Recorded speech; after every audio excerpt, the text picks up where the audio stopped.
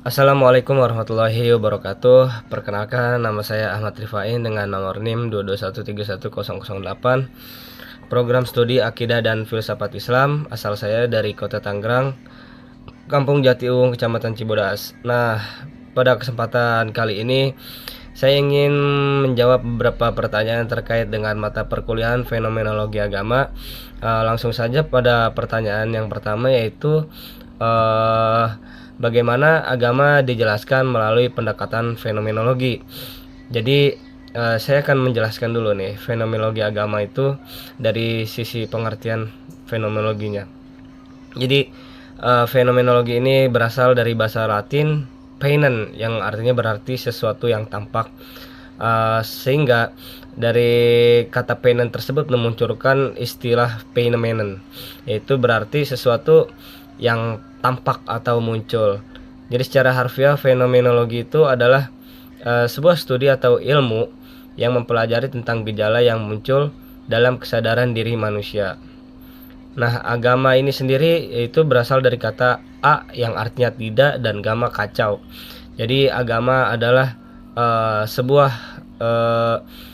kepercayaan yang ditujukan kepada manusia agar tidak merasa tersesat ketika mereka melaksanakan kehidupannya gitu. Jadi ketidakputusasaan itu biasanya dialami oleh beberapa orang ketika seorang tersebut tidak dapat mengutarakan permasalahannya gitu.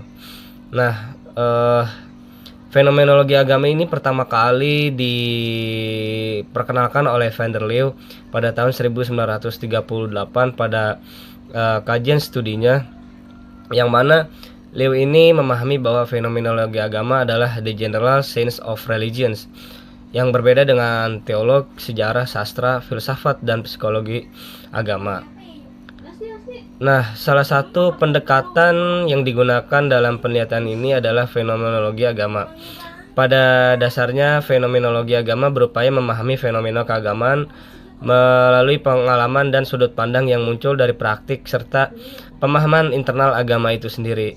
Jadi kita sebagai pengamat itu harus terhindar dari yang namanya epoke atau suatu sifat yang dimana kita menilai sesuatu itu benar atau salah gitu.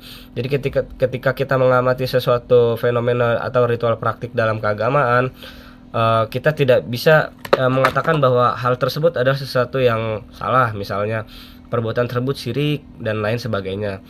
Karena hal tersebut tentunya mengandung sebuah makna tersendiri dari orang-orang yang menganut dari sistem tersebut gitu. Nah, kemudian bagaimana menjelaskan mitos kaitannya dengan agama? Mitos ini kan biasanya adalah sesuatu hal yang bersifat fiksi atau belum tentu jelas kebenarannya gitu.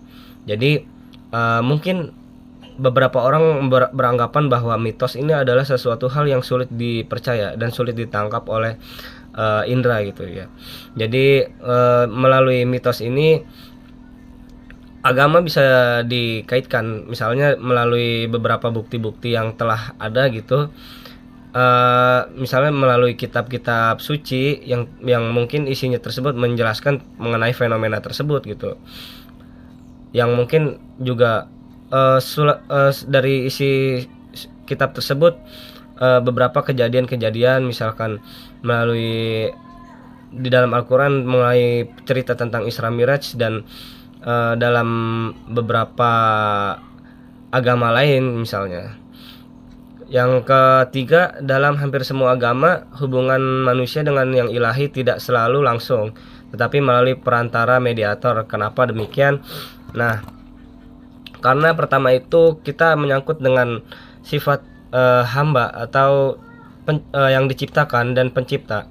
Ketika pencipta dan sang pencipta itu bertautan langsung, itu akan menghilangkan dari sifat keilahian Tuhan tersebut gitu.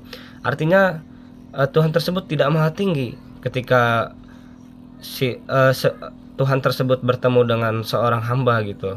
Nah, dalam banyak keyakinan Tuhan dipandang sebagai entitas yang maha suci, maha kuasa dan melampaui pemahaman manusia atau transcendent. Nah, kebutuhan ada akan panduan dan penjelasan. Manusia juga membutuhkan bimbingan untuk memahami kehendak atau ajaran yang ilahi yang kompleks gitu. Para perantara seperti nabi, rasul, imam atau tokoh suci berfungsi sebagai penerima wahyu dan penafsiran ajaran suci yang kemudian menyampaikannya kepada umat manusia dalam bahasa dan konteks yang dapat dipahami. Nah, dalam Mercy Alade juga mengatakan yang sakral dan profan, bahwa yang sakral itu adalah bentuk suatu manifestasi dari Tuhan. Nah, bentuk-bentuk tersebut dapat berupa simbol, lalu ada benda-benda perwujudan dalam batu, kemudian ada tumbuhan dan simbol lain sebagainya seperti matahari. Mercy Alade mengungkapkan bahwa simbol-simbol tersebut memiliki makna atau esensi tersendiri daripada penganutnya. Sedangkan yang profan artinya sesuatu yang biasa gitu, seperti batu. Batu tersebut tidak ada unsur keilahiannya karena batu tersebut tidak pernah terjadi sesuatu yang membawa batu tersebut kepada hal yang sakral atau pernah diduduki oleh salah satu seorang yang memiliki kekuatan gaib ataupun hal-hal yang tabu dalam masyarakat. Selanjutnya saran dan kesan saya, saran sih dalam perkuliahan fenomenologi agama ini lebih apa ya namanya, lebih untuk menjelaskan beberapa tokoh-tokoh yang ada di Islam gitu. Tentunya saya sangat jarang mendengar sekali tentang fenomenologi agama dalam kajian tokoh-tokoh cendekiawan muslim, tapi yang saya banyak dengar adalah dari tokoh-tokoh barat, misalnya seperti Mercy Alade tadi, kemudian ada Emil Durkheim, kemudian ada Max Weber dan lain sebagainya gitu. Nah, tentunya mereka juga dibangun atas asumsi fakta sosial dan tindakan sosial dari masyarakat sebagai suatu kolektif yang nyata gitu dalam membangun atau membentuk ritual dalam masyarakat sehingga terwujudnya suatu peradaban, kebudayaan dan lain sebagainya. Demikian, hanya itu yang saya dapat sampaikan. Kurang dan lebihnya mohon maaf. Wabillahi taufiq walhidayah. Assalamualaikum warahmatullahi wabarakatuh.